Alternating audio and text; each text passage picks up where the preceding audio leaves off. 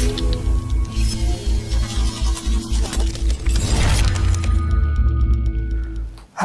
selamat pagi dan salam sejahtera saya ucapkan kepada semua penonton. Okey, nama saya Joslu bin Majumping. Saya bertugas di unit pembangunan profesionalisme dan pengukuhan pasukan di bahagian latihan Intan Sabah. Okey, untuk pagi ini saya akan berkongsi bersama-sama dengan tuan-tuan dan puan-puan mengenai buku kegemaran saya, iaitu The Naked Leader Vision 2003 yang ditulis oleh David Taylor, diterbitkan oleh Bantam Books. Dan ini merupakan New Revised Edition. Dan buku ini sebenarnya saya telah memiliki buku ini sejak tahun 2018. Dan sedikit sebanyak, ia banyak mempengaruhi personality diri saya dalam mengurus tabir bersama dengan organisasi di mana saya ditugaskan. Okey, sebelum kita mengulas lanjut mengenai buku ini, terdapat banyak komentator daripada buku ini sebab dia telah lama dan sudah 19 tahun berada di pasaran. Banyak komentator positif daripada pembaca yang berpengaruh seperti Paul Holt, Robin Blow, dan mereka ini merupakan CEO syarikat multinasional yang sangat berpengaruh, turut sama membaca buku ini. Jadi, ayo sama-sama kita kupas apa sebenarnya konten ataupun kandungan penting dalam buku ini. Okey, buku ini sebenarnya adalah mengandungi 51 bab ataupun 51 chapters. Dan muka suratnya adalah lebih kurang dalam 333 muka surat, tidak termasuk kulit, ulasan di hadapan dan juga sedikit lampiran di bahagian belakang.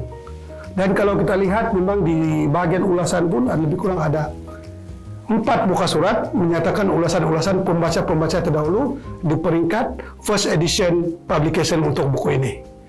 Okey, kerana buku ini sangat tebal, makanya saya akan fokus cuma kepada beberapa chapter yang cukup menarik minat kepada diri saya sebagai pembaca.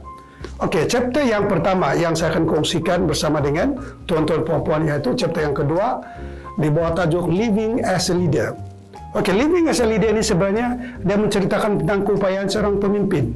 Keupayaan pemimpin itu yang macam mana? Mencorakkan organisasi serta macam mana pembentukan karakter seorang pemimpin itu berlaku dalam pelbagai cabaran menghadapi persaingan di dunia tanpa sepadan pada masa sekarang ini, serta mengulas bagaimana pemimpin itu mampu untuk tampil ke hadapan tanpa menjatuhkan mana-mana orang lain. Maksudnya berdiri menjadi pemimpin dan menjadi inspirasi kepada anggota ataupun mereka yang berada di sekitarnya. Okey. Chapter yang ke-17 yang saya ingin kongsikan yang seterusnya kepada tuan-tuan dan puan ialah Integrity Based Networking. Bagi saya chapter ini sangat penting kerana dia memberikan perkongsian. Kita menjadi pemimpin seharusnya kita tahu bahawa nilai integriti itu sangat penting dalam kita membuat hubungan dengan pihak-pihak yang lain. Kerana biarpun kita ada kepimpinan, kemahiran, tanpa integriti maka ia tidak akan berakhir dengan hasil yang baik. Tetapi dengan adanya integriti sebagai asas kepada hubungan kita di luar, makanya ia menjadi kunci kita sebagai pemimpin yang terulung serta memberikan nilai tambah kepada mereka yang berada di sekitar kita. Okey. Dan ada satu chapter lagi yang saya ingin kongsikan dengan tuan, itu chapter yang ke-37, bab yang ke-37 di bawah tajuk One Team, One Vision. Okey, dalam chapter ini ia jelas memberikan ulasan mengenai satu pasukan yang dibentuk itu ataupun satu organisasi yang terbentuk itu haruslah sesama memahami satu visi yang utama, yaitu pemimpin di dalam jabatan itu atau organisasi itu harus memberikan kejelasan ataupun penerangan kepada semua individu di dalam organisasinya. Kerana kesefahaman yang sama dalam satu pasukan itu seperti yang dikatakan oleh bab ini ialah one team, one vision, and you create a clarity. So kita sama-sama memahami dan bergerak serta bekerja ke arah satu visi yang sama. Okey, nampak tak di situ bagaimana buku ini membantu kita mengenai kepimpinan secara berintegriti dan juga pembentukan dalam organisasi. Selain daripada itu, di bab yang ke-42, chapter 42, di bawah Enlightened Leadership. Enlightened Leadership ini dia cuba untuk mencungkil kepimpinan itu dalam diri itu sendiri. Okey, kalau kita lihat dalam buku ini, dia jelaskan bahwa sebagai seorang pemimpin, we must put others before ourselves.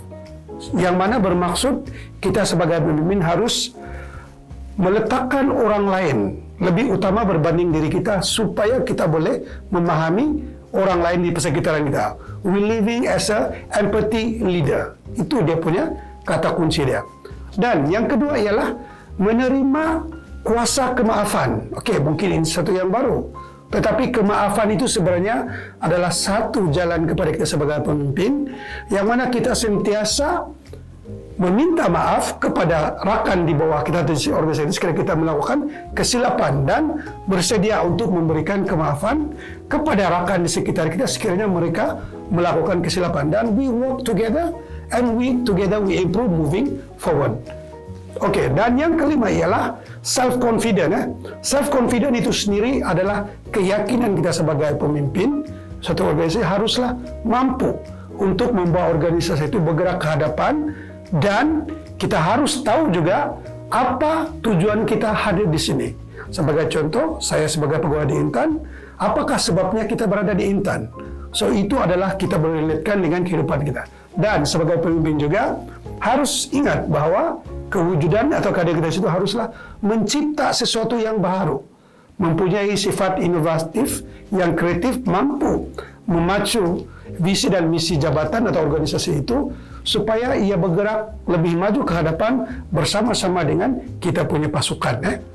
Okey, sebagai menutup bicara mengenai perkongsian buku ini, maka ada beberapa poin motivasi yang diletakkan oleh David Deller yang saya ingin kongsikan dengan tuan-tuan dan puan-puan. Abandon doubts and uncertainty, build deep and lasting relationship, dan juga ignite the power of transformation. Oleh itu, tuan-tuan dan puan-puan, tidak rugi untuk membaca buku ini dan kita sama-sama mendapatkan ilmu yang bermanfaat untuk diri kita dan juga rakan-rakan kita di jabatan. Terima kasih daripada saya. Thank you. Bye-bye.